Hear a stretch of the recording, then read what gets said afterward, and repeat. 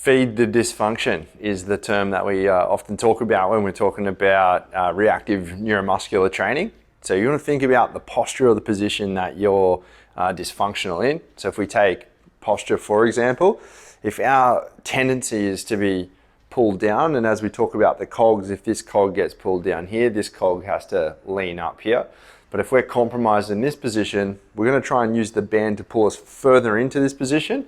So then the muscles that do the opposite have to work to pull us out of there. So you can take this concept for pretty much any movement in the body. We're going to use some breathing positions here. So step one, we take the band from around the back, fabric band if you've got one, and then we loop our hand in the opposite side.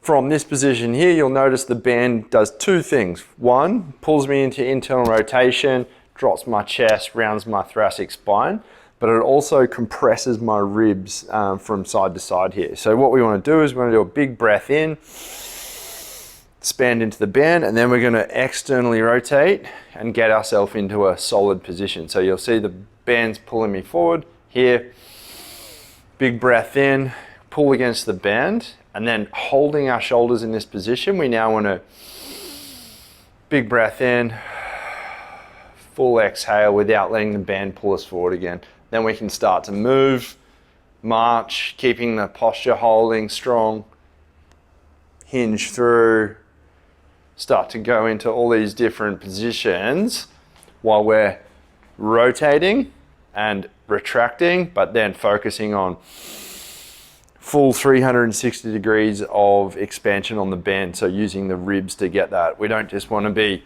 out the front, let the full band stretch, pull against, hold that posture.